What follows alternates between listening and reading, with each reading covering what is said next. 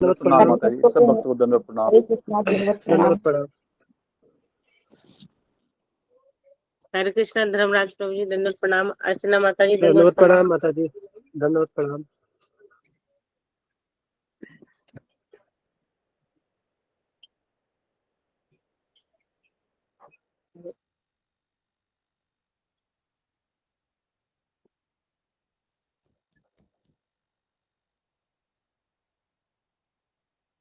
अशोक प्रभु जी आज मीनाक्षी माता जी का टर्न है, उन्होंने मुझे गोपी गीत गाने के लिए सेवा दिया है।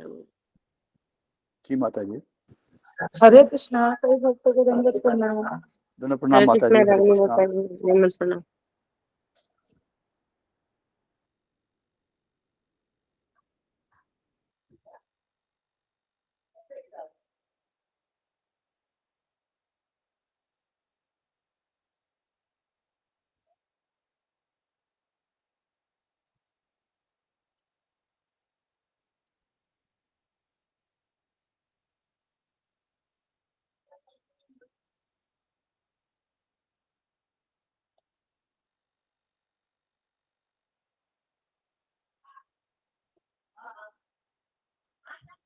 हरे कृष्णा सभी भक्तों को दंडवत प्रणाम। हरे कृष्णा प्रभु जी, हरे कृष्णा। हरे कृष्णा प्रभु जी दंडवत प्रणाम। दंडवत प्रणाम माता जी, हरे कृष्णा प्रभु जी दंडवत प्रणाम। दंडवत प्रणाम माता जी।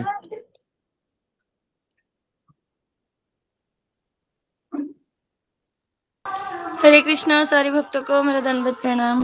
हरे कृष्णा सत्संग प्रभु जी दंडवत प्रणाम माता जी, हरे कृष्णा। हरे कृष्णा माता जी, मंजरी माता जी दंडवत प्रणाम। माता जी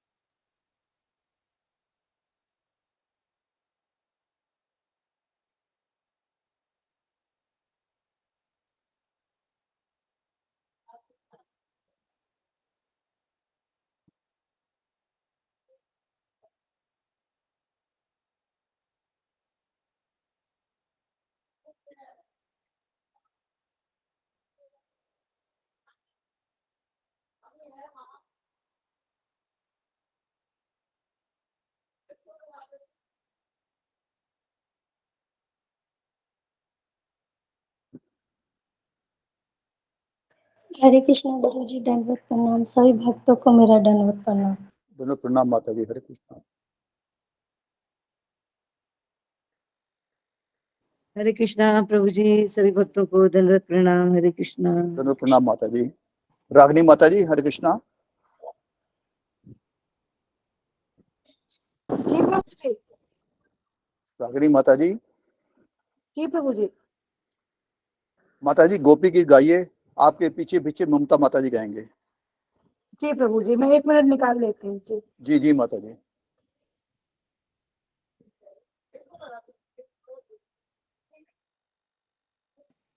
प्रतिभा माता जी कहाँ गई हुई है आजकल? हरे कृष्णा। मालूम नहीं माता जी, कल तो आई थी, आज मैं वेट कर रहा था, उनकी ही वेट कर रहा था, क्योंकि लिंक लेट आया है, इसलिए मैं वेट कर रहा था भाई शायद आ जाए। हरे कृष्णा सभी भक्तों को दंडवत प्रणाम। दंडवत प्रणाम मीनाक्षी माता जी।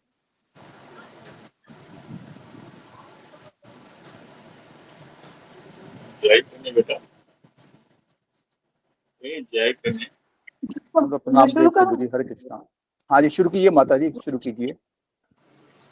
ममता बिना माता जी ज्ञान आप के पीछे बिना पीछे गाएंगे। तस्मै तस्मै श्री गुरुवे नमः। जयातिते अधिकं जन्मना व्रजा शयत इंदिरा शाश्वदात्रहि। जयातितेदिकं जन्मना व्रजा श्रयत इंदिरा शाश्वदात्रहि। दयिता दृश्यता दीक्षुतावका त्वयि धृता सवा त्वां विचिन्वते। दयितदृश्यता दीक्षुतावका त्वयि धृता स्वा त्वां विचिन्वते।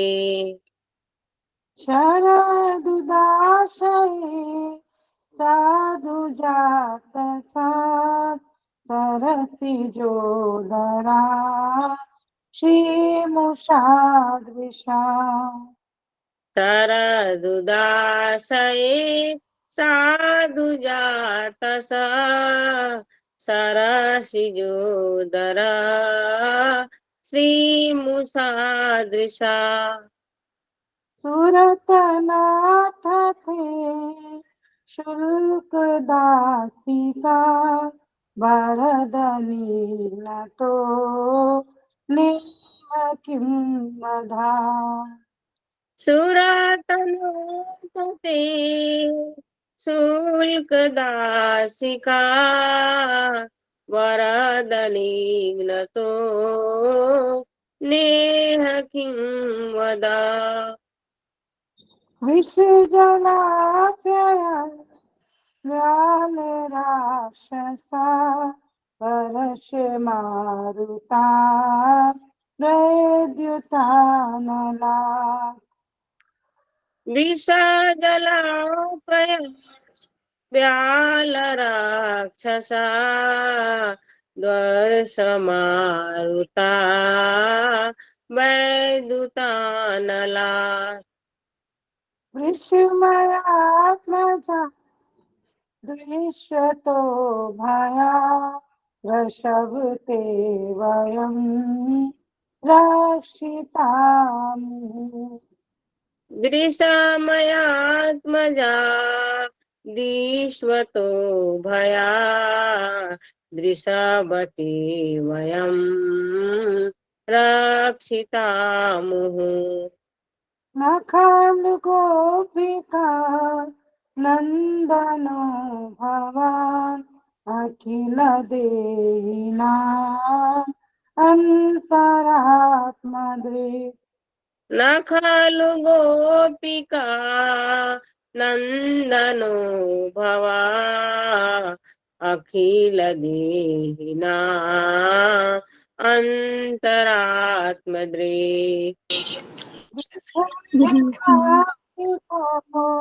विश्वगुप्तये सखौ देवान् सात्वतां कुले।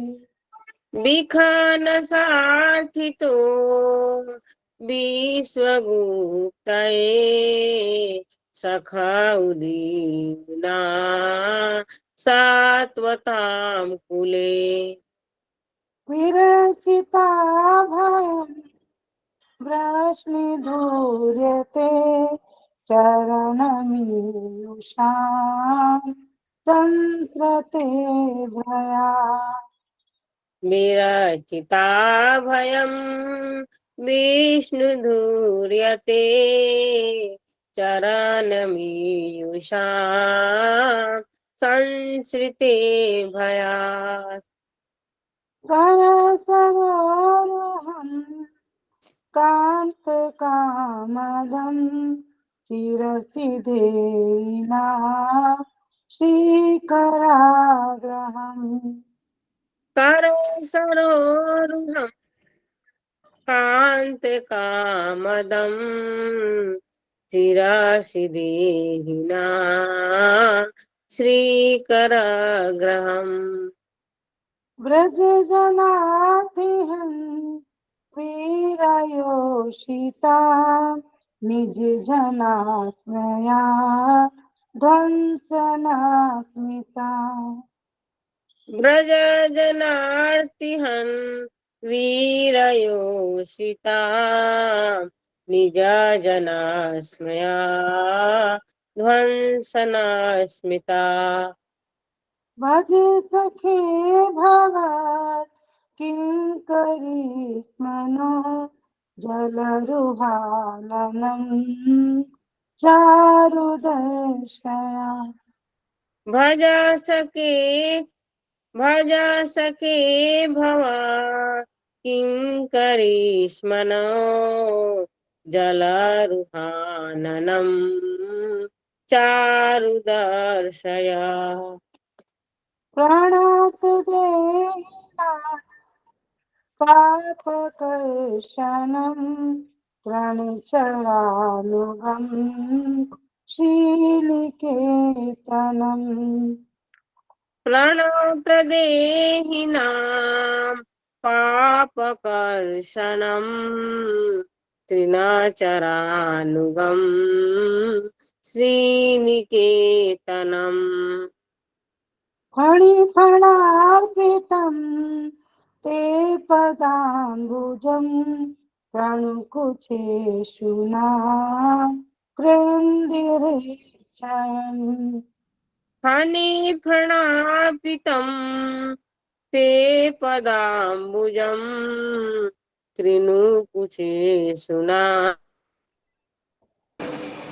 हरे कृष्णा कृष्ण कृष्ण हरे हरे हरे राम राम दंडवत राम प्रणाम गुरुजी। हरे कृष्णा। हरे कृष्णा गुरु जी, हरे कृष्णा गुरु जी, हरे कृष्णा गुरु जी, दंडवत प्रणाम। हरे कृष्ण हरे कृष्ण गुरु जी दंडवत प्रणाम सभी हरे भक्तों को कृष्णा दंडवत। गुरु जी, दंडवत प्रणाम। सभी प्रणाम भक्तों हरे को कृष्ण दंडवत हरे प्रणाम। कृष्ण हरे कृष्ण हरे कृष्ण हरे गुरु जी, कृष्ण दंडवत प्रणाम। ओके हरे कृष्णा गुरु जी, दंडवत हरे प्रणाम। कृष्णा गुरु जी, प्रणाम गुरु जी। दंडवत प्रणाम। ओके हरे कृष्णा गुरु जी, आपका चरण में कोटि कोटि प्रणाम। लास्ट वन कीजिए जल्दी जल्दी। गुरुजी दंडवत प्रणाम गुरुजी। हरे गुरुजी कृष्णा आज गुरु अंजना जी। माता जी का जन्मदिन है।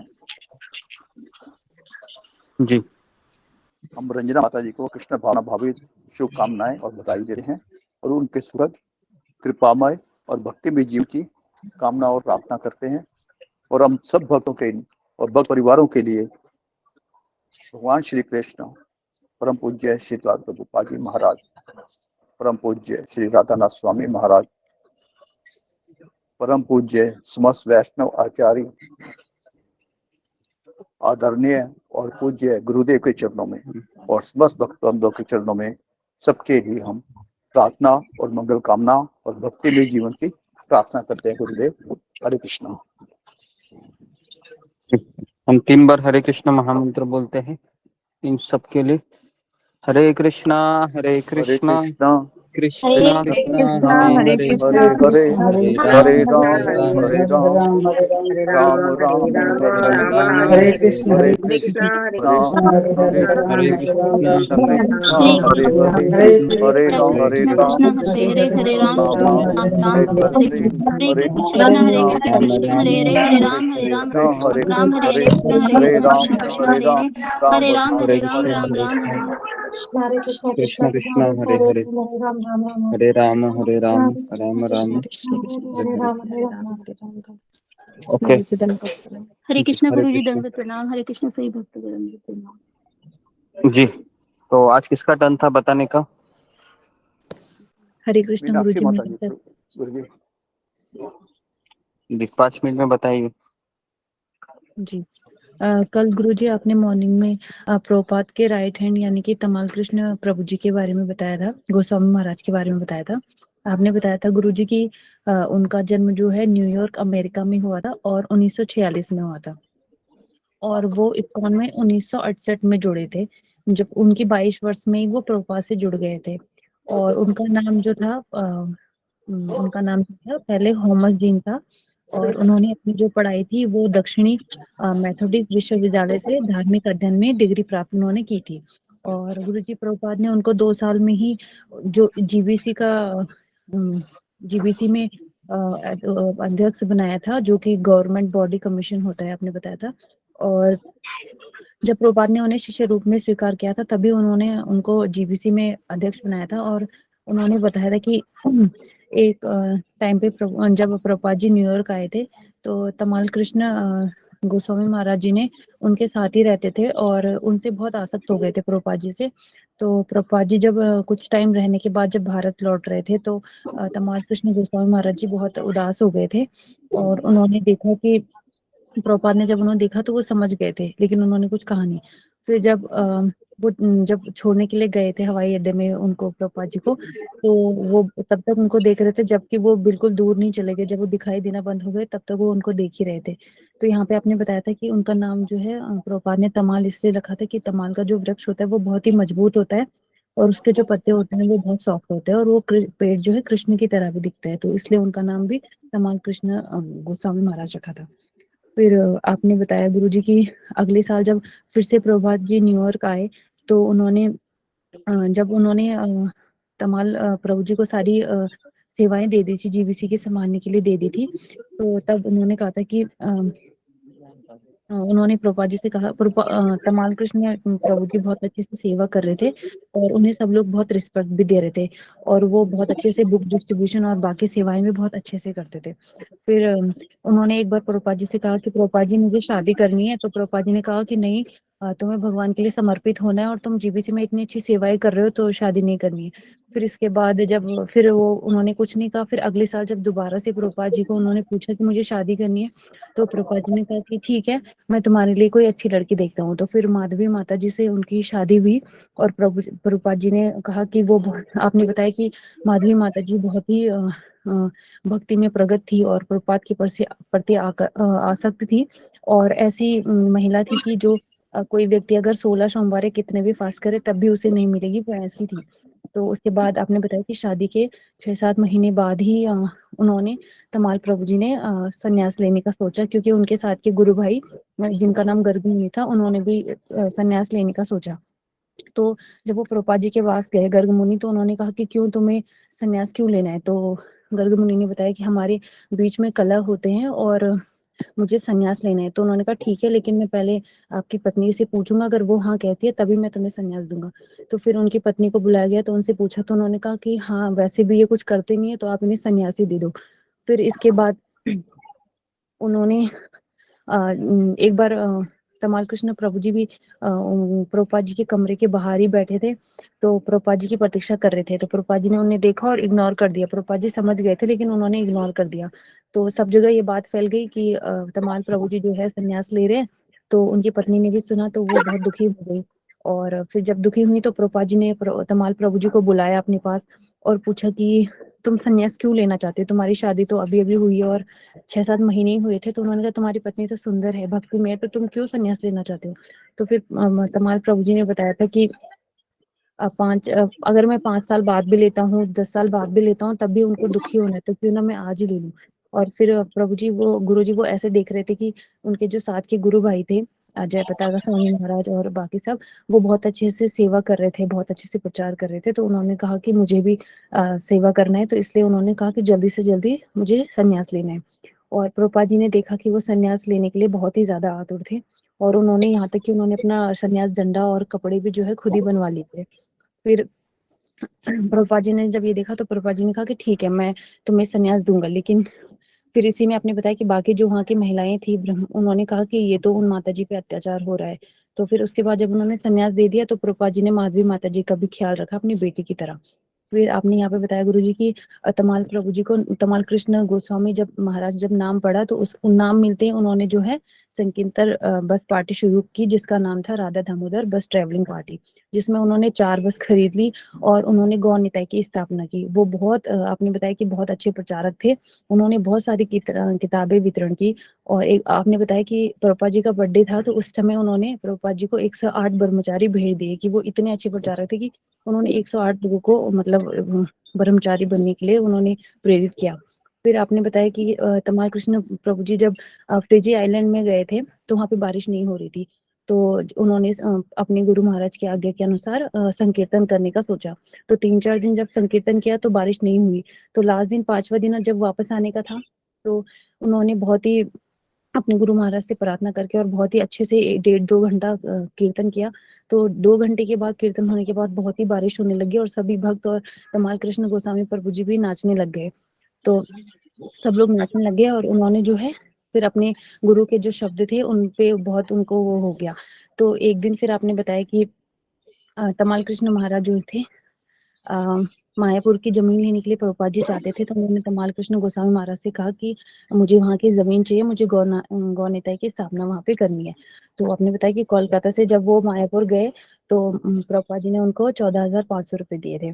तो और वो जो जमीन थी वो भी मुसलमान की थी। और जब वहां जाने के बाद तमाल कृष्ण प्रभु जी और एक उनके साथ बली मर्दन प्रभु जी भी गए थे, 2 भक्त गए थे। तो जब वो 6 दिन के अंदर नहीं लौटे तो प्रभुपाद जी को टेंशन होने लगा कि मेरे शिष्य क्यों नहीं आए, वो तो फॉरेन के हैं और भारत में भी नए नए हैं, कहीं कुछ उन्हें ठगा ना हो, कुछ ना हो गया हो।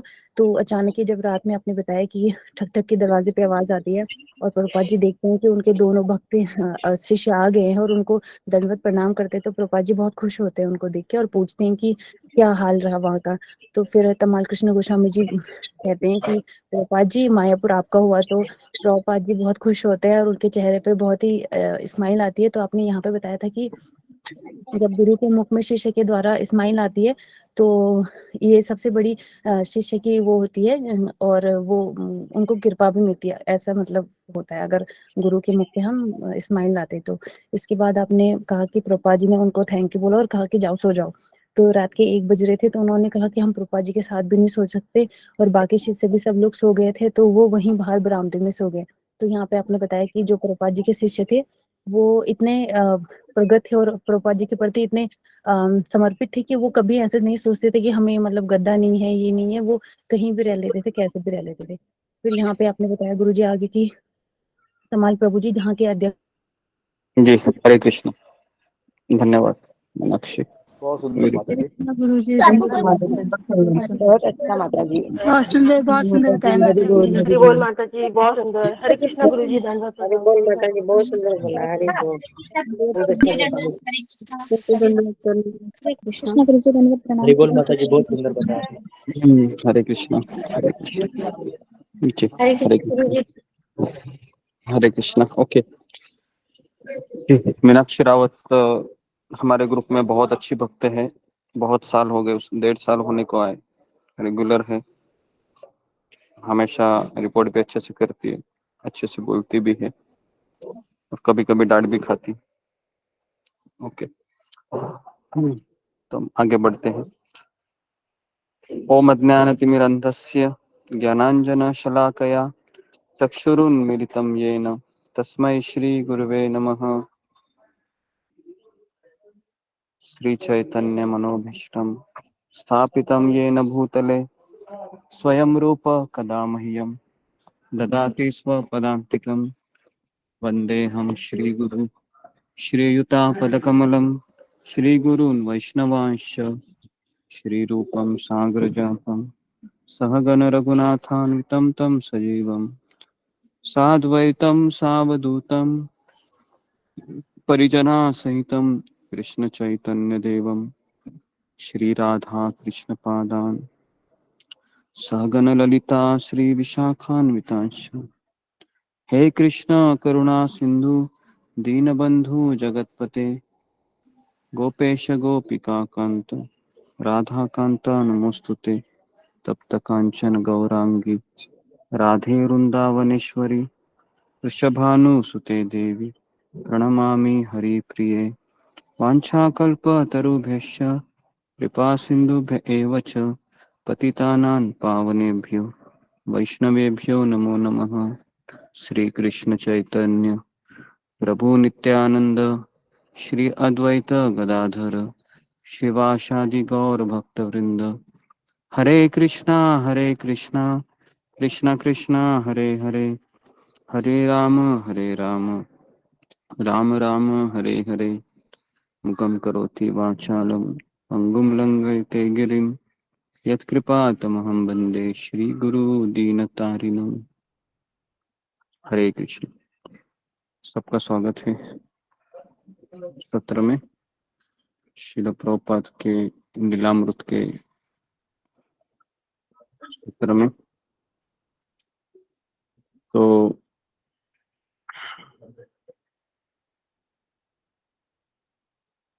कल तमाल कृष्ण गोस्वामी महाराज के बाद मैंने बताया तो कुछ भक्तों के मैसेज आए, कम से कम 6-7 भक्तों के। हाँ, तो उनका ऐसा सवाल था कि तमाल कृष्ण गोस्वामी महाराज को अगर शादी करके केवल 5-6 महीना ही रहना था तो उन्होंने शादी क्यों की, और वो जो माधवी माता जी थी उसके साथ तो अन्याय हुआ, तो ये क्या ठीक था? और दूसरा सवाल ये भी इसमें कल था कि तमाल कृष्ण महाराज को पहले प्रभुपाद जी मना किए थे विवाह करने को, फिर वो विवाह क्यों किए जी। तो कितने लोगों के मन में ये प्रश्न कल आया था? फिंगर को रेज कीजिए।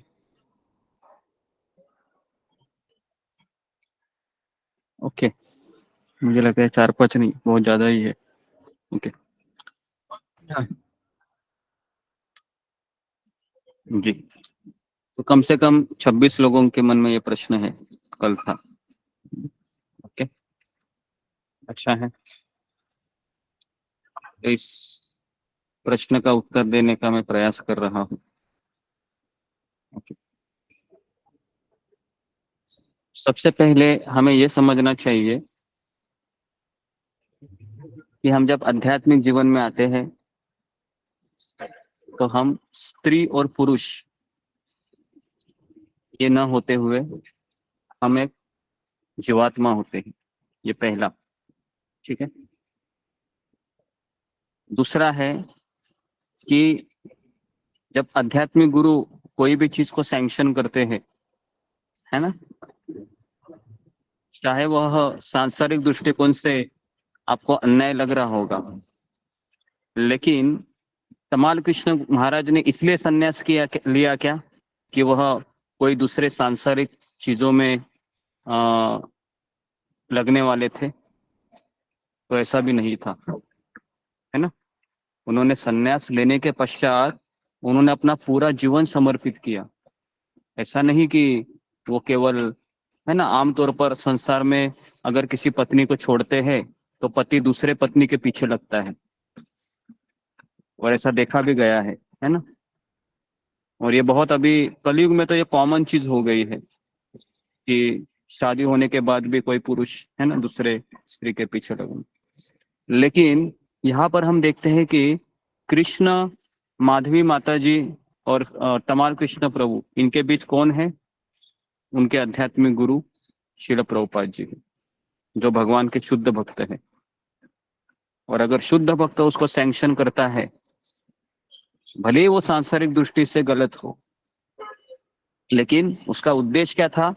उसका उद्देश्य क्या था? अगर मान लो कि तमाल कृष्ण प्रभु माधवी माता जी के साथ रहते थे, है ना, संन्यास नहीं लेते थे, तो क्या राधा दामोदर बस पार्टी में, है ना, 108 ब्रह्मचारी रहना, बनना, इतना प्रचार प्रसार करना, क्या उनको यह अवसर प्राप्त होता था कि वो भी कृष्ण से जुड़े? तो इसका भी उत्तर है नहीं, है ना। एक गृहस्थ है, एक शादीशुदा व्यक्ति है, अपने पत्नी और बच्चे का ही उद्धार कर सकता है, वो भी अगर भक्त बना तो।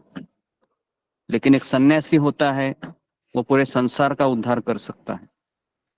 तो इसलिए प्रभुपाद का ये जो निर्णय था कि सन्यास लेना चाहिए, ये प्रभुपाद ने ठीक किया। और दूसरी बात तो माधवी माता जी थी, वो भी 7-8 महीने की थी, उसको भी अच्छा नहीं लगा।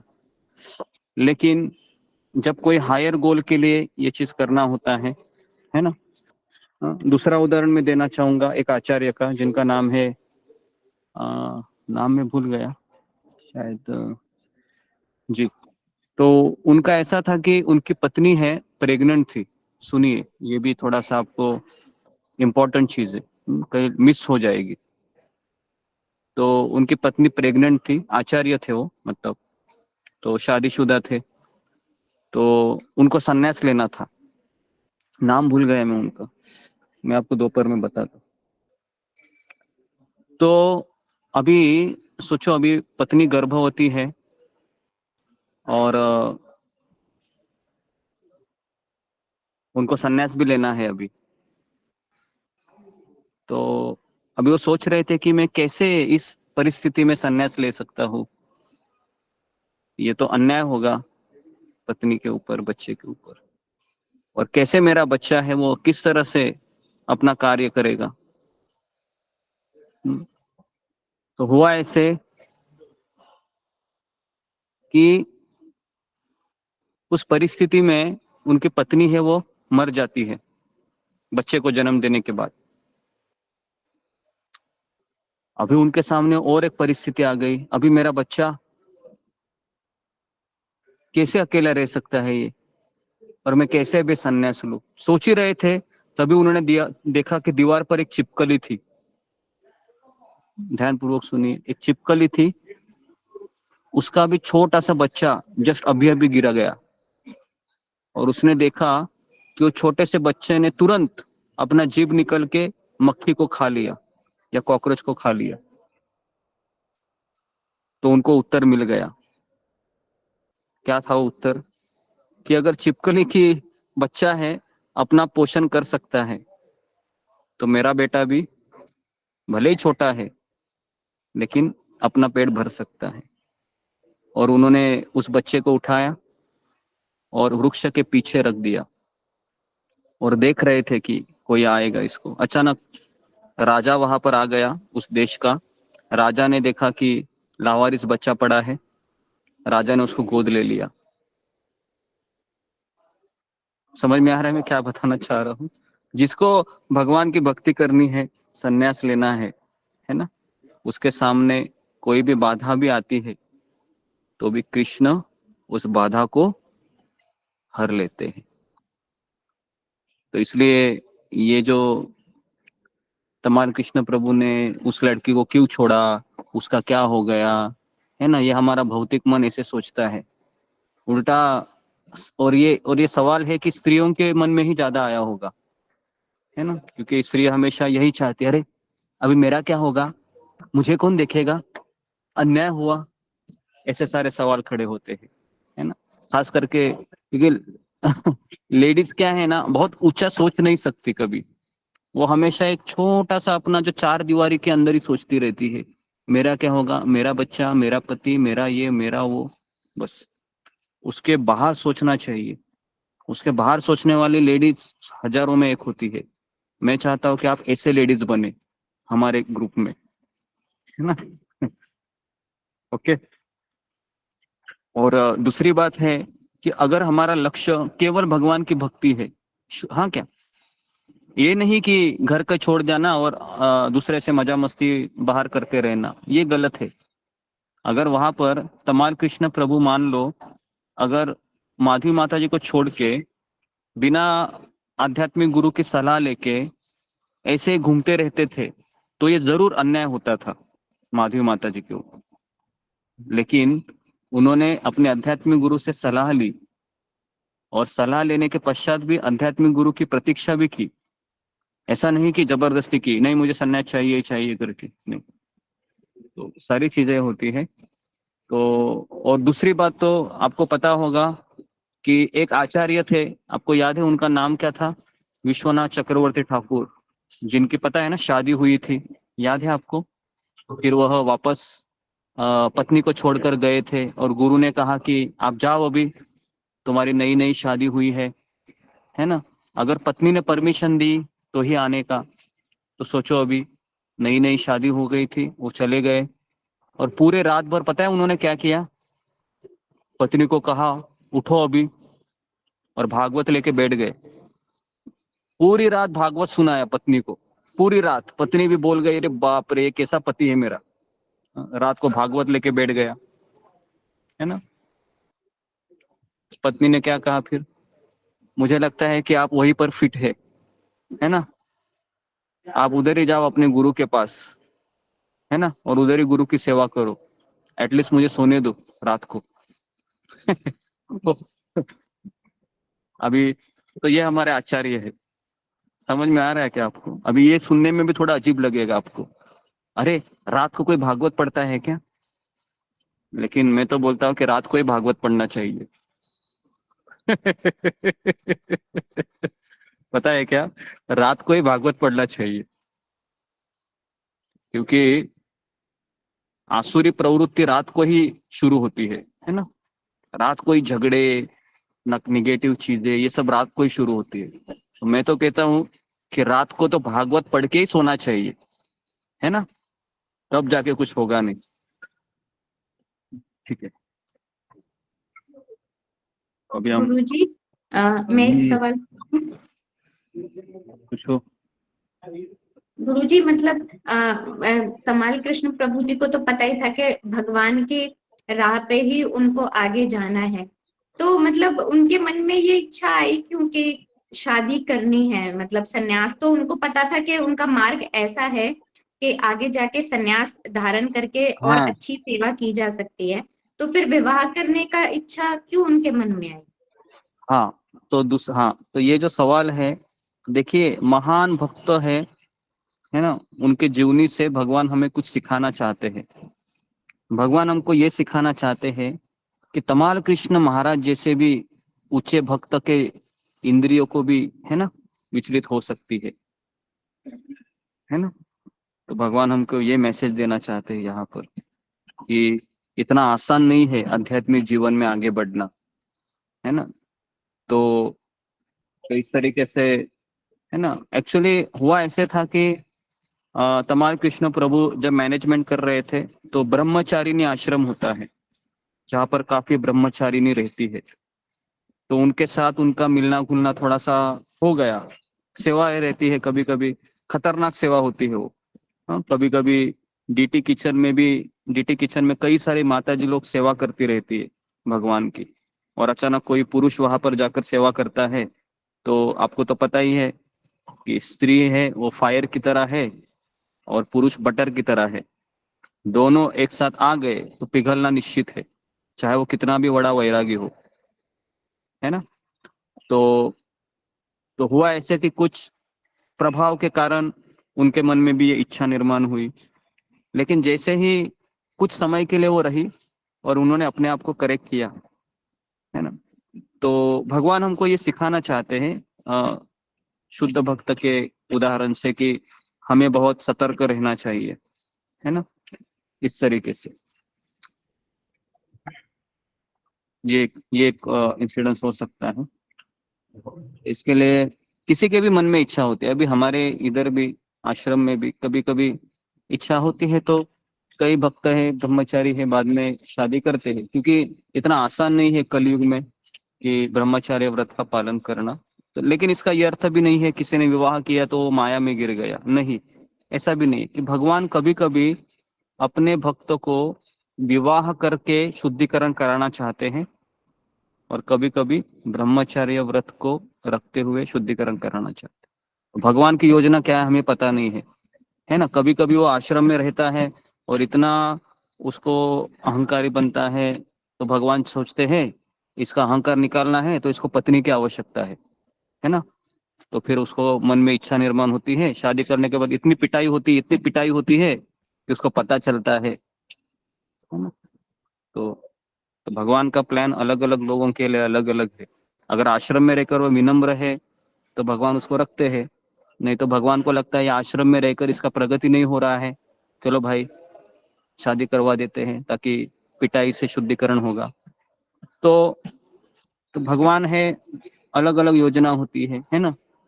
किसी को ऐसा लगता है कि ये शादी करेगा तो और माया में फंस जाएगा, इससे अच्छा है कि इसको ब्रह्मचर्य ही, भगवान सोचते हैं कि ब्रह्मचर्य बनेगा अच्छा रहेगा। तो भगवान का अलग अलग योजना है, लेकिन लेडीज के लिए ऐसी कोई योजना नहीं है ना। लेडीज को तो लेडीज बनाई ही ऐसी है कि उसको तो शादी करना ही होता है, लेकिन अगर उसकी शादी है 25 साल के अंदर होती है तो फिर वह भक्ति कर सकती है। लेकिन अगर वो 30 साल के बाद शादी करेगी तो बच्चे कभी हो गए और पता नहीं, उसका पूरा ही लाइफस्टाइल खराब हो जाता है अगर कोई लेडीज 30 के बाद भी शादी करती है ना। तो इसलिए ये बहुत जरूरी है कि उचित मार्गदर्शन में ये सारी चीजें होनी चाहिए। ओके, तो अभी हम आगे बढ़ते हैं। ओके गुरुजी, अगर आप हमें शादी से पहले मिलते ना तो शायद हम भी ब्रह्मचारी होते। अरे वाह वाह वाह वाह लेकिन मैं तभी पैदा भी नहीं होता था। गुरुजी आपने भी तो शादी की है ना, हाँ, फिर भी तो नहीं, टाइम हम लोग देते भी शादी हैं। करते नहीं है। सभी को टाइम देते हैं, पता ही नहीं चलता कैसे मैनेज करते हैं। मैं घर में रहता हूँ लेकिन मेरा जीवन अलग है। मुझे देखोगे तो आप लोग हड़बड़ा जाएंगे, है ना। इसके लिए आप मोबाइल में ही देखिए, अच्छा है ना। मेरे साथ रहेंगे तो पागल हो जाएंगे कि मेरा यहाँ इस एक के बाद एक दूसरा, दूसरे के बाद तीसरा, ऐसे मेरा चलता ही रहता है। मुझे ही पता नहीं मैं कैसे दिन रात होती है, कैसे सोता हूँ, कैसे खाता पीता हूँ। तो मैनेज करना कठिन है, लेकिन भगवान की सेवा करना है, जीवन का लक्ष्य है ना। और अगर चला जाऊंगा मान लो यहाँ से, तो मुझे पता है कि, है ना, आप लोगों की भक्ति हो पाएगी, मुझे नहीं लगता हो पाएगी। बिल्कुल भी नहीं होगी गुरुजी, बिल्कुल नहीं होगी। नहीं गुरुजी, नहीं होगी नहीं गुरुजी, हम लोग जी, भक्ति कर ही नहीं आपका पाएंगे। भक्ति नहीं होगा, मुझे पता है, क्योंकि अकेले कोई भक्ति कर नहीं गुरु महाराज कभी नाराज नहीं होते? सकता। ये सवाल आप मुझ पूछिए। ठीक है जी। तो अभी हम आगे बढ़ते हैं। तो मार्गदर्शन किस अवस्था में मिलना, जैसे अशोक चावला प्रभु ने कहा कि मैं अशोक चावला प्रभु को मिलना, यह भगवान की योजना थी कि आप इस उम्र में मुझे मिले। समझ में आ रहा है? ताकि आप उचित दुखों को झेलकर भक्ति में आए। जब तक हम दुखों को झेलकर नहीं आते हैं, शायद मैं आपको उस समय मिलता था तो आप उसको स्वीकार नहीं करते थे, ऐसा भी हो सकता है ना। भगवान की योजना अलग अलग परिस्थिति में अलग अलग होती है। लेकिन फिर भी ऐसा लगता है कि शायद हमें जवानी के समय कोई मिलता था, या तो अच्छा होता था मेरा जीवन। लेकिन एक चीज याद रखिए, कृष्ण की योजना अलग अलग लोगों के लिए अलग अलग होती है। ओके, तो अभी हम आगे बढ़ते हैं। लेकिन जहां पर भी हो, मुझे लगता है कि आप लोग संतुष्ट होना चाहिए, है ना, क्योंकि आपको घर बैठे सब कुछ मिल रहा है। मंदिर में भी कोई 1 साल का जो पुराना भक्त है उसको भी इतनी जानकारी नहीं है जितना आप लोगों को जानकारी हुई है। आप लोग मंगल आरती गाते हैं, नरसिंह आरती गाते हैं, तुलसी आरती गाते हैं, प्रश्नों के उत्तर दे रहे हैं, एग्जाम दे रहे हैं। सोचिए क्या नहीं कर रहे हैं आप। सभी लोग तो सब कुछ कर रहे हैं, है ना। और विनम्रता भी, है ना, डांटने से आपको प्राप्त होती है। तो ये फोन का जरिया है। मुझे लगता है कि आप मोबाइल के ओनर को धन्यवाद देना चाहिए बहुत, हाँ। नहीं तो शायद ये संभव ना होता, है ना। तो जिसने भी ये मोबाइल बनाया उसको आप धन्यवाद दीजिए, है ना। एटलीस्ट इस कथा को तो आप, है ना, समझ पा रहे हैं, सुन पा रहे हैं, देख पा रहे हैं, है ना जी। गुरुजी, कोरोना को धन्यवाद देना चाहिए, क्योंकि कोरोना के बाद से ही सब कोई ऑनलाइन मतलब इस तरह से जुड़ पाया है। जी जी जी। तो ये भगवान की योजना थी। कोरोना का समय होना, लोगों का, है ना, दिमाग की पट्टी है उसको खुलना। कई लोग कोरोना के बाद भक्ति को स्वीकार किए हैं, क्योंकि उनको इस संसार के हार्श रियलिटी का पता चला। ये संसार सही में बहुत भयानक है, इस तरीके से। ओके, तो आज भागवतम में प्रभु जी बता रहे थे कि संसार में सबसे भाग्यशाली व्यक्ति कौन है। तो इसको आप नोट कीजिए। इस संसार में भाग्यशाली व्यक्ति वो है जिसको आध्यात्मिक गुरु के साथ रहने का अवसर प्राप्त होता है, उनकी सेवा करने का अवसर प्राप्त होता है। तो वापस बता रहा हूं, इस संसार में भाग्यशाली व्यक्ति वो है जिसको आध्यात्मिक गुरु के साथ रहने का अवसर प्राप्त होता है और सेवा करने का अवसर प्राप्त होता है।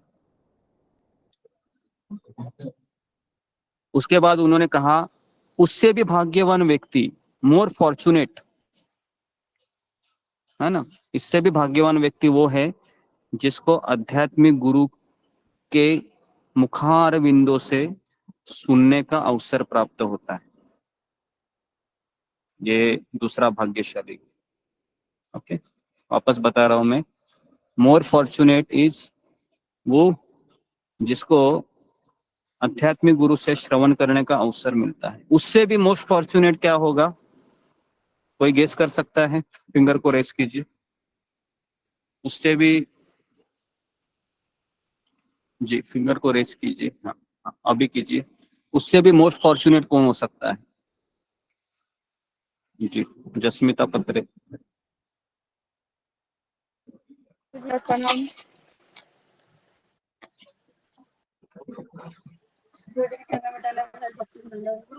गुरुजी आचार्य गुरु की मुख्य डांट खाना, जो वो डांटते हैं अगर गलती हो तो वैसे मुझे ये लगता okay okay okay okay. Next प्रवीणा।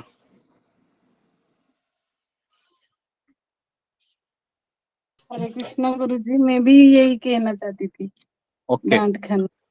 जी। रीना सिंह।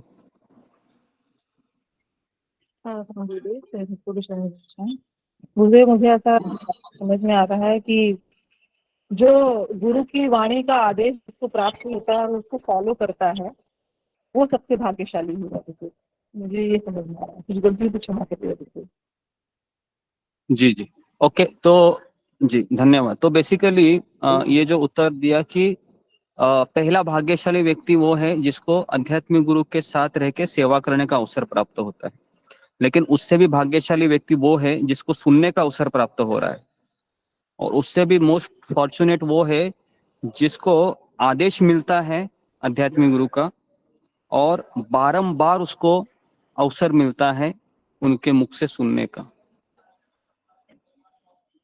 तो ये सबसे भाग्यशाली व्यक्ति है इस संसार में, है ना।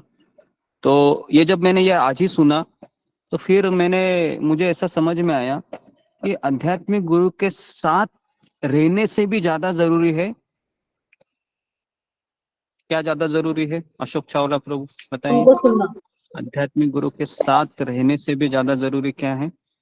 गुरु आदेश का अक्षरशः पालन करना। हाँ, पालन करना तो उससे भी ज्यादा जरूरी है, लेकिन उससे भी ज्यादा जरूरी है कि उनसे सेवा करना, सुनना, उनसे श्रवण सुनना, करना। श्रवण करना, ये ज्यादा जरूरी है ना, साथ रहने से भी, है ना। तो इसलिए मुझे ऐसा लगता है कि अगर आप मेरे साथ भी नहीं रह रहे हैं, लेकिन फिर भी आप उससे भी ज्यादा भाग्यशाली है, क्योंकि आप सुन रहे हैं, है ना, सुन रहे हैं और आप डेली सुन रहे हैं। इसका अर्थ क्या है? मोस्ट फॉर्चुनेट, है ना। शिला प्रभुपाद के हम पुस्तकों से रोज सुन रहे हैं। एक तरीके से शिला प्रभुपाद जी हमारे आध्यात्मिक शिक्षा गुरु, दीक्षा गुरु दोनों है, और हम शिला प्रभुपाद जी की कथा हम सुन रहे हैं, तो हम बारंबार सुन रहे हैं। तो मोस्ट फॉर्चुनेट, आप सबसे संसार में भाग्यशाली जीवात्माएं है। भले कोई स्त्री के शरीर में है, कोई पुरुष के शरीर में है, कोई बंगाली बॉडी में है, कोई मराठी बॉडी में है, कोई उड़ीसा की बॉडी में है, ये मैटर नहीं करता है ना। तो जब हम इस शरीर को छोड़ेंगे तो हमारा जो हिसाब किताब होगा वो किसके आधार पे होगा? वो इसी आधार पे होगा कि हमने कितनी बार श्रवण किया और किस भावना से मैंने श्रवण किया। परम पूज्य राधानाथ स्वामी महाराज कहते हैं कि हमें किस तरह से श्रवण करना चाहिए, तो वो एक स्पंज का उदाहरण देते हैं। स्पंज पता है आपको? स्पंज सुना है ना? जो पता है, पानी अगर गिरता है ना कभी फ्लोर पे, तो एक वह क्या बोलते हैं उसको हिंदी में, किसी को पता है? मुझे सोख लेता है। हाँ, वो एब्जॉर्ब कर लेता है। हाँ, पानी को सोख लेता है, बराबर, एब्जॉर्ब कर लेता है वो, है ना। एकदम वो थोड़ा सा वो मुलायम सा ही होता है वो, है ना, स्पंज की तरह। तो उसको जैसे ही रखते हैं वो पानी को ऑब्जॉर्ब कर लेता है तुरंत। तो परम पूज्य राधानाथ महाराज कह रहे थे कि हमें अगर सुनना है तो हमें उस स्पंज के जैसा होना चाहिए, स्पंज की तरह। हर एक जिस तरह स्पंज हर एक पानी के ड्रॉप को अपने अंदर लेने की क्षमता रखता है, तो वैसे जो श्रोता होता है, भले ही वो रोज सुन रहा है, लेकिन उसको हर एक शब्द है स्पंज की तरह अपने अंदर ग्रहण रखने की क्षमता होनी चाहिए। कब होगा ये वो? जब उस स्पंज में कंकड़ पत्थर अगर स्पंज को लग गए तो पानी ऑब्जर्व करेगा क्या वो? अगर उसको धूल पिट्टी अगर लग गई स्पंज को तो पानी ऑब्जर्व करेगा वो? नहीं करेगा, है ना? तो ये भी उतना ही जरूरी है कि धूल मिट्टी कंकड़ पत्थर लगना नहीं चाहिए। ये धूल मिट्टी कंकड़ पत्थर क्या है? कौन बताएगा मुझे? स्पंज को धूल मिट्टी कंकड़ अनर्थ है, पत्थर अनर्थ है, हमारे अनर्थ हमारे जी जी अनर्थ है, अनर्थ हमारे अवगुण अवगुण अनर्थ अवगुण या फिर हमारी अपराध करने की टेंडेंसी इत्यादि इत्यादि। भौतिक इच्छाएं प्रभु गुरु जी। जी सब बुद्धिमान हो रहे हैं छात्र, अच्छा है। अभी मैं आपको समय तो हो गया है लेकिन हम शिला प्रभुपाद का एक पास टाइम आपको बताते हैं। 1966 की ग्रीष्म ऋतु बीत गई, अगस्त महीना आ गया। हमारा कौन सा चल रहा है अभी? सितंबर चल रहा है ना?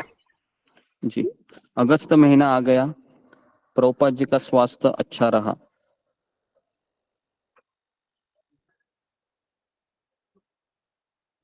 प्रभुपाद जी बिना कुर्ता पहने बड़े निश्चित और सुखी लग रहे थे। और प्रभुपाद जी के पास एक 3 डिब्बे वाला कुकर था। आप में से कितने लोगों के घर में 3 डिब्बे वाला कुकर है जिसमें आप खाना बनाते हैं? फिंगर को रेस कीजिए। किसके पास है 3 डिब्बे का कुकर? पहले 3 था डिब्बे का गुरुजी। कुकर। गुरुजी हाँ नहीं है, हमने तो देखा भी नहीं है कैसा हो। भी नहीं जी, देखा देखे नहीं गुरु जी। है। ओके 3 डिब्बे का कुकर जिसमें सबसे ऊपर है ना राइस बनता है, उसके मिडल में कुछ सब्जियां है ऐसे बॉईल करते हैं और उसके नीचे दाल है ना, मूंग दाल तुर दाल वो रखते थे प्रभुपाद जी।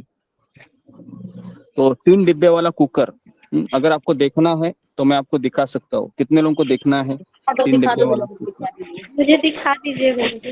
दिखाइए गुरुजी, दिखाइए। दिखाइए गुरु जी, हमें भी देखना है तो हम भी खरीदेंगे। 3 डिब्बे वाला कुकर। खाने की बात आती है तो सब लोगों के कान अलर्ट हो जाते हैं, है ना? खास करके किचन की कुछ वस्तुएं है ना? ओके हाँ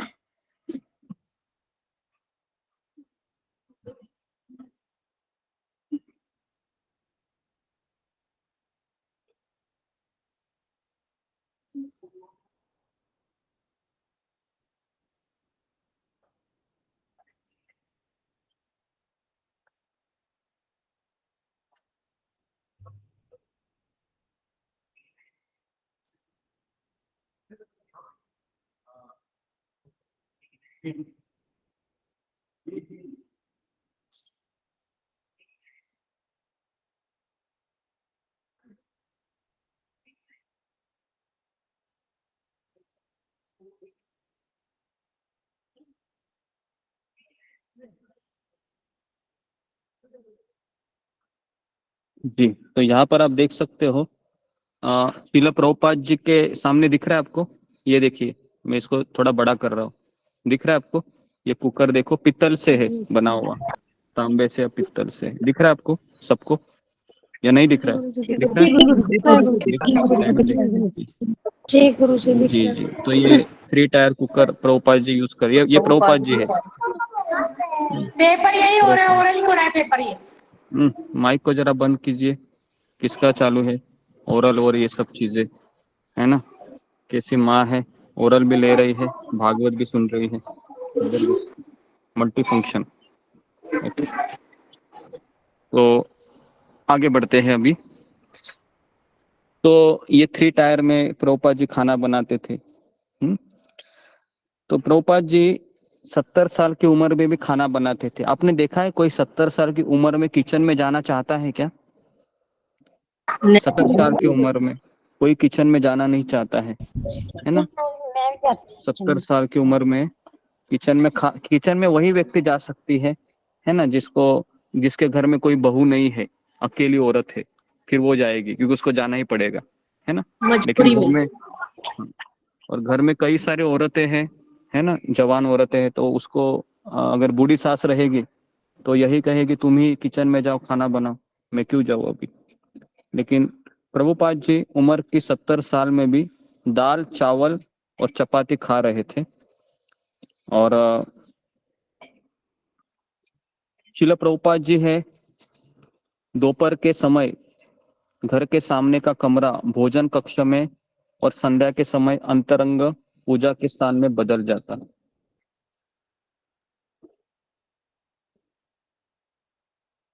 तो शिला प्रभुपाद जी कितने दिन कार्यक्रम लेते थे? सोमवार, बुधवार और 3 दिन। शुक्रवार, सोमवार, बुधवार और शुक्रवार। और हमारा सत्संग है वह दिन में 3 बार चलता है। तो मतलब आप प्रभुपाद जी का भी रिकॉर्ड आप, है ना, ब्रेक किए हैं एक तरीके से सुनने के, इसमें कि आप बार बार सुन रहे हो। सुनते सुनते सुनते सुनते मुझे ऐसा लगता है कि इतना तो मैं भी नहीं सुना हूँ कभी जितना आप लोग सुन रहे हो, वो भी ऐसे लाइव क्लासेस कोई देते हुए, है ना। हमें तो कोई ऐसे 3 टाइम क्लासेस नहीं देता है ना। कभी मैंने सुना नहीं ऐसे कोई व्यक्ति 3 टाइम क्लास दे रहा है। तो मुझे लगता है कि क्लास खत्म होने के बाद भी आपके मन में यही विचार आएगा, अरे अगला क्लास कभी है, अभी 2 घंटा बाकी है, ऐसा ही सोचते होंगे, ऐसा लगता है कभी कभी, क्योंकि जी गुरुजी, जी गुरुजी जल्दी जल्दी काम करते हैं, खत्म अगला क्लास लेना। जी गुरुजी। हाँ, सब लोग ऐसे ही प्लानिंग करते होंगे कि अभी 3 बजने वाले हैं, अभी 10:15 बजे है, 10:15 3 बजे कितना समय बाकी है? 3.5 घंटे। अभी 3.5 घंटे में फिर आप अलार्म लगाते हुए फिर काम करते होंगे, खड़खड़ खड़खड़ खड़खड़ खड़खड़, है ना। और फिर 3 बजे, मुझे तो ऐसा ही लगता है, क्योंकि मैं तो ये अनुभव नहीं कर रहा हूँ, क्योंकि मैं तो स्वयं क्लास देता रहता हूँ, लेकिन आप लोग सुनने वाले हैं, तो आप लोगों का जीवन है, मैं इसका अनुभव नहीं कर पा रहा हूँ, है ना, क्योंकि मैं तो बोलने वाला हूँ, आप सुनने वाले हैं। तो आप कैसे अपने समय को नियोजन कर रहे होंगे ये भगवान ही जाने और आप ही जाने, है ना। फटाक फटाक से कभी कभी बर्तन धोना है वो रह जाता होगा, है ना। और कभी कभी फिर टाइम 5-10 मिनट भी ज्यादा हो गए तो फिर खून खोलता भी होगा, बाप रे 10 मिनट ज्यादा हो गए, है ना। किसी ने रोक दिया मान लो 3 बजे ही, तो ऐसा लग रहा होगा कि ये मेरा सबसे बड़ा दुश्मन है मेरे लाइफ का। ऐसा भी लग रहा होगा, पता नहीं अब। गुरुजी कई बार इंटरनेट परेशान करता है, एंट्री नहीं होती है क्लास में। हाँ हाँ, तो इंटरनेट बहुत दिक्कत होती है। बेचैनी होने लगता है गुरुजी, बहुत नहीं हो रहा है। सब आपकी कृपा है गुरुजी, दंडवत प्रणाम गुरुजी। कभी कभी कई है बार वो थोड़ा सा घर के लोग भी डिस्टर्ब करते हैं। जी, घर के लोग, मैं वही बता रहा हूँ कि डिस्टरबेंस तो आता ही होगा, इतना आसान नहीं है 3 बार क्लास लेना। और कभी कभी नेट नहीं लगता है तो आप मोबाइल को ऐसे रखते थे होंगे ना, ऊपर के ऊपर, या फिर आप रास्ते पर जाते होंगे कि शायद कहीं नेट आ जाए, 1 डंडी 2 डंडी, ऐसा भी आप करते होंगे, मुझे ऐसा लगता है ना। जगह कहीं बदल 2 बदल डंडी के 3 देखते हैं। डंडी मिल जाए तो बहुत कुछ। मुझे लगता है कि भगवान के पास आप जाओगे तो भगवान आपको सारा आपका जीवन बताएंगे, कैसे आप 1 डंडी 2 डंडी के लिए तरसते हो रहे थे, है ना। कैसे आप, कोई व्यक्ति आता था बीच में टोकता था तो कैसे आपका खून खोलता था सुनने के लिए। तो भगवान सब ये पता होगा सारी चीजें, है ना। तो बहुत अच्छा है। ओके, तो प्रभुपाद के भोजन कक्ष में कम से कम काफी लोग आते थे खाना खाने के लिए। और प्रभुपाद जी का एक शिष्य था जो सबसे पहला जुड़ा प्रभुपाद से, उनका नाम था कीथ, और इनका नाम बाद में हुआ कीर्तनानंद स्वामी महाराज। आपने सुना होगा कीर्तनानंद स्वामी महाराज, जो परम पूज्य राधानाथ स्वामी महाराज उनके अंडर ही न्यू वृंदावन में रहे थे। सुना है गुरुजी, आपने पहले बताया था। हाँ, तो ये जो राधा गोपीनाथ मंदिर है जहाँ पर मैं पहले जाता था स्वयं, वहां से मेरी भक्ति शुरुआत हुई मुंबई में। अभी ये मंदिर में भी, ये मंदिर का निर्माण फाउंडर पहले कीर्तनानंद स्वामी महाराज ने ही शुरू किया था मुंबई में, और उनके साथ परम पूज्य राधानाथ महाराज आते थे।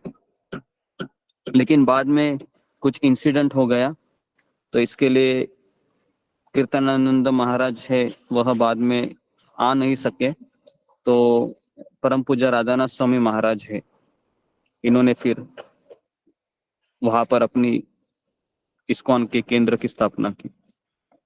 तो एक कीत थे, ये स्वामी जी के लिए भोजन पकाते थे, है ना। और स्वामी जी के 3 डिब्बे वाले कुकर में दाल चावल तथा सब्जी बनाने में दक्षता प्राप्त कर ली उसने। तो कैसे कैसे पता है, प्रभुपाद जी ने सिखाया था, पहले बढ़िया बासमती चावल उबल कर नीला गीला नरम सफेद हो जाता और सब्जी धीरे धीरे पकती रहती। दोपहर के भोजन बनाने का अंत छोक के साथ होता। सबको पता होगा ना छोक क्या होता है। जैसे ही दाल बॉईल करते हैं तो उसको बगल में तड़का लगाते हैं। हाँ। तो कीत उसी तरह छोक देता जैसा स्वामी जी ने उसे दिखाया था। पहले धातु के प्याले को आधा घी से भरकर आग पर रख देता। जो मैं अभी आज बता रहा हूं ना, उसको आप ट्राई कीजिए, है ना, ध्यान पूर्वक सुनिए कि एक धातु के प्याले को आधा घी से भरकर आग पर रख देता और तब जीरा डाल देता था वो। प्रभुपाद जी का स्टाइल था, जीरा डाल देते थे। जब जीरा काला हो जाता तो साबुत मिर्च डालते थे वो, है ना। और मिर्च के काला होते ही कप से दम घोटू धुआं निकालने लगता, है ना। एकदम इस तरह छोक तैयार हो जाता। तब वह चिमटे से कप को उठाकर उबलती हुई दाल के बर्तन के ढक्कन को खोलकर उसके भीतर उबलते छोक को डाल देते थे और तुरंत ढक्कन लगा देते थे। और छोक तथा दाल के मिलने से हे धमाका होता था, जिसका स्वागत दरवाजे से तालियां बजाकर किया जाता। सब लोग ताली बजाते थे क्योंकि सबको क्या होता था, अभी खाना तैयार है। आप सोच रहे होंगे अगर आप वहां पर होते थे, हम और आप, तो ये सब सुनने को मिलता था, है ना। तो अंतिम क्रिया इतनी विस्फोटक होती कि एक बार ढक्कन उड़कर छत से जा टकराया, किसका, कुकर का, और कीत के हाथ भी थोड़ा जल गए। कुछ पड़ोसी तीखे दमघोटू धुएं की शिकायत करते, किंतु भक्तों को यह धुआं अत्यंत प्रिय लगता था।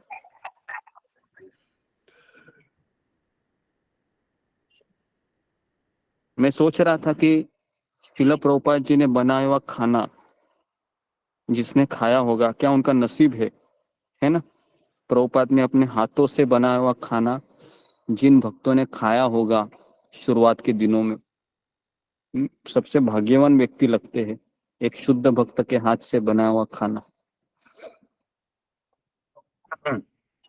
तो तभी तो वो शुद्ध हो गए प्रभु जी, तभी तो शुद्ध हो गए वो। अच्छा, ठीक है। तो दोपहर का भोजन तैयार हो जाता और स्वामी जी फिर स्नान घर जाकर हाथ मुंह धोते और सामने वाले कमरे में आ जाते। और फिर कीत एक बड़ी थाली में एक के ऊपर एक रखी दर्जन चपातियां लेकर आता। पता है कीत कितने चपाती बनाता था डेली? ये कीत है, ये डेली कितनी चपाती बना था? अकेला 150 चपाती बनाते थे ये, 150 चपाती, है ना? और चावल दाल सब्जी के पात्रों से उन्हें फर्श पर वेदी के समीप रख देता।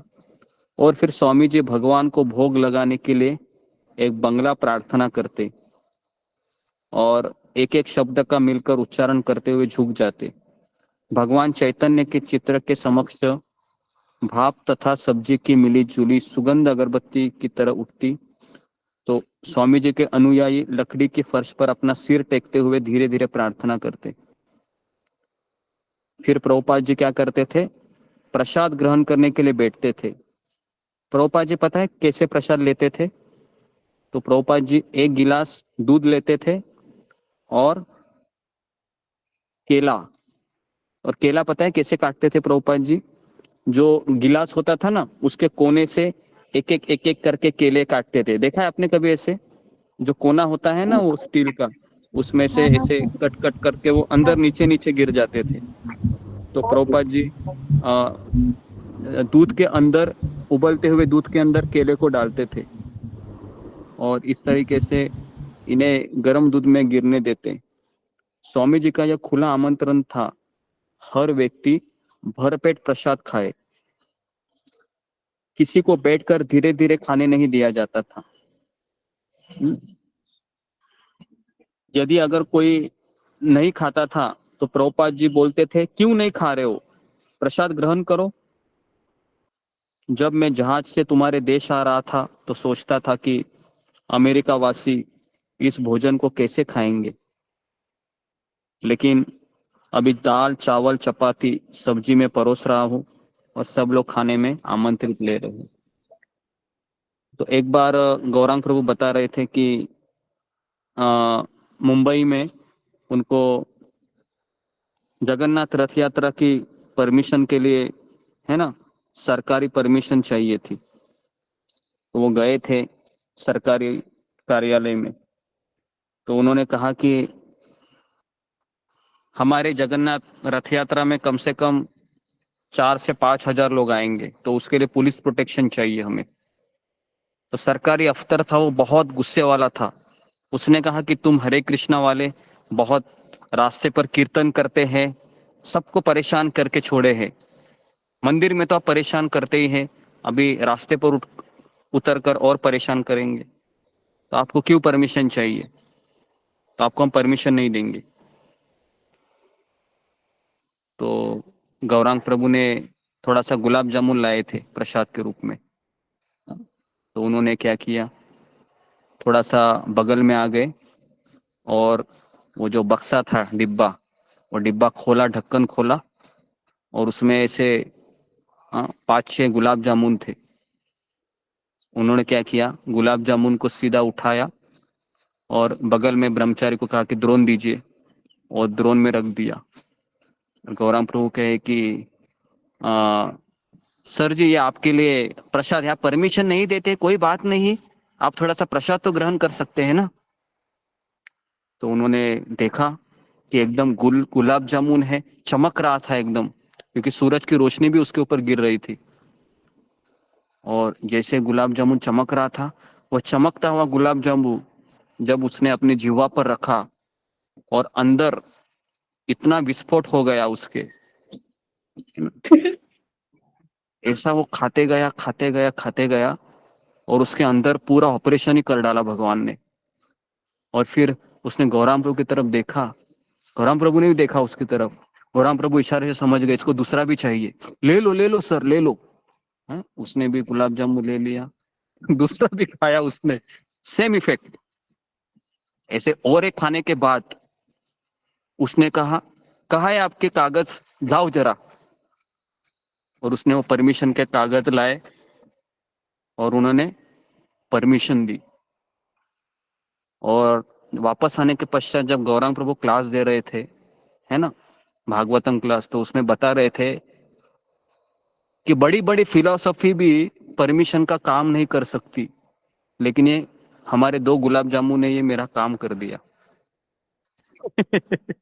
समझ में आ रहा है आपको कि भगवान के प्रसाद में इतना पावर है कि वो 2 से 3 गुलाब जामुन ने उसके अंदर प्रवेश करके ऑपरेशन कर डाला, और उसका पता नहीं उसका हृदय किस तरह से निर्मल हो गया।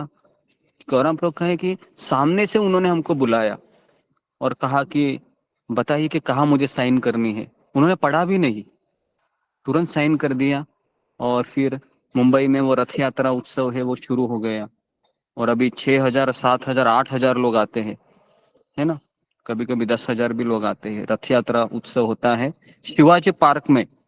पता है आपको शिवाजी पार्क दादर का, जहाँ पर बाला साहब ठाकरे है ना, शिवसेना के लीडर, तो वहां पर उनका वो मेन उनका था वो शिवाजी पार्क, तो वहां पर रथ यात्रा होती है राधा गोपीनाथ मंदिर की। तो इस तरीके से ये मैंने इसलिए बताया आपको कि श्रील प्रभुपाद कहते हैं कि ये हमारे जो गुलाब जामुन है, जो भगवान को अर्पित किया हुआ प्रसाद है, वो क्या है, ये हमारा सीक्रेट वेपन है। सीक्रेट वेपन मतलब ऐसी बंदूक है, ये किसी को पता ही नहीं चलती है कैसे वार करती है। हाँ, कोई भी गुस्से वाला है ना, आपके घर में भी थोड़ा गुलाब जामुन बनाइए, भगवान को अर्पण कीजिए और खिलाइए, इतना खिलाइए, इतना खिलाइए, कभी चिल्लाएगा ही नहीं, परमिशन देते रहेगा आपको। जाओ क्लास अटेंड करो, मेरा आपको आशीर्वाद है, रोज करते रहो इस तरीके से। क्योंकि भगवान के प्रसाद में बहुत पावर है ना, बहुत पावर है। ये वैसे कई जगह पर ये फॉर्मूला हुआ है ना। और एक मैं आपको बता रहा हूँ कि एक बार जयपुर से विग्रह आ रहे थे राधा कृष्ण के, तो श्रील प्रभुपाद जी ने कहा था कि विग्रह को लेके आ जाओ जयपुर से। तो आपको पता है कि विग्रह को बक्से में रखते हैं, और जब गाड़ी जब ट्रक से लिया जा रहा था, तो अचानक जहाँ पर चेकअप होता है गाड़ी का, टोल नाका, तो वहां पर भक्तों का ये जो गाड़ी है रोक दिया पुलिस वाले ने, और कहा कि हमें पता चला कि आप लोग स्मगलिंग करते हैं, बताओ इस बक्से में क्या है।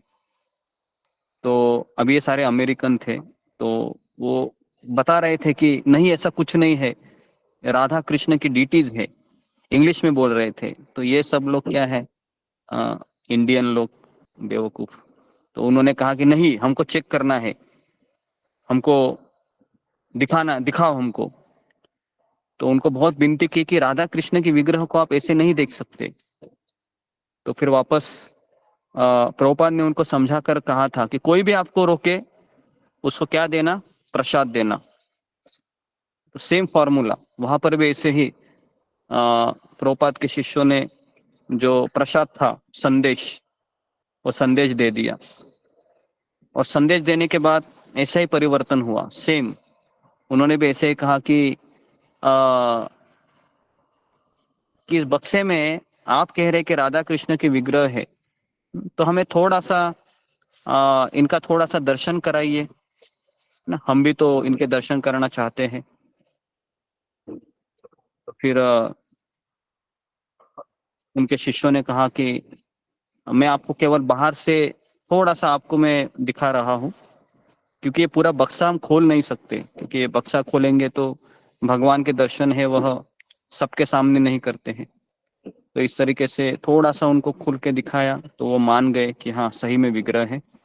और सबसे भक्तों की गाड़ी पीछे थी टोल नाका में, तो उसने कहा कि आप लोगों को जाने में देरी हुई होगी मेरे कारण, तो आप कृपया करके, मैं आपको साइड दे रहा हूँ, दूसरे रोड से आप चले जाइए। तो इस तरीके से वह भक्तों की गाड़ी उल्टा जल्दी चली गई ट्रैफिक में भी। तो इस तरीके से है ना, ऐसे कई पास टाइम है ये परमिशन के।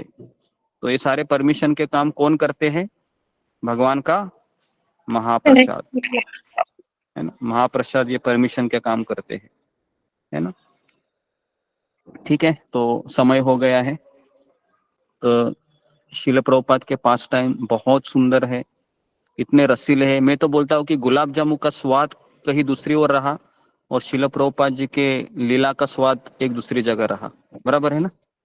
प्रभुपाद जी के जो लीला का स्वाद है वो तो गुलाब जामुन से भी मीठा है, ऐसा लगता है कि सुनते ही रहे, है ना। ठीक है, तो यहाँ पर मैं रुकता हूँ। आप सबका बहुत बहुत धन्यवाद। हरे कृष्णा कृष्णा कृष्णा हरे कृष्णा हरे कृष्ण हरे राम कृष्ण गुरुजी दंडवत प्रणाम। हरे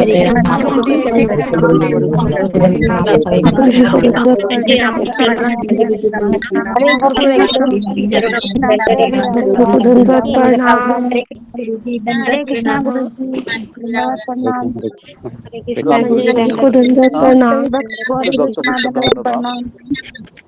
सभी भक्तों को मेरा दंडवत प्रणाम।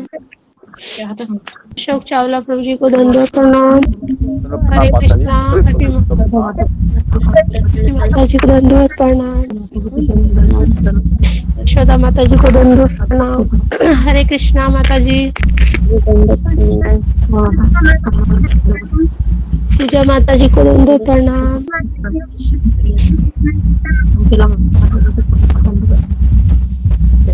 भक्तों को दंडवत प्रणाम। सभी जनों को, सभी भक्त जनों को मेरा दंडवत प्रणाम। हरे कृष्णा। रंजना माता जी को जन्मदिन की हार्दिक शुभकामनाएं। रंजना माता जी को दंडवत प्रणाम। हरे कृष्णा माता जी। हरे कृष्णा। प्रतिभा माता दंडवत प्रणाम। प्रतिभा माता जी को दंडवत प्रणाम। नेहा माता जी को दंडवत प्रणाम। नेहा माता जी दंडवत हरे प्रणाम। कृष्णा। हरे कृष्णा। सर्व को दंडवत प्रणाम। हरे कृष्णा। सभी भक्तों को मेरा दंडवत प्रणाम। हरे कृष्णा। हरे कृष्णा। हरे कृष्णा।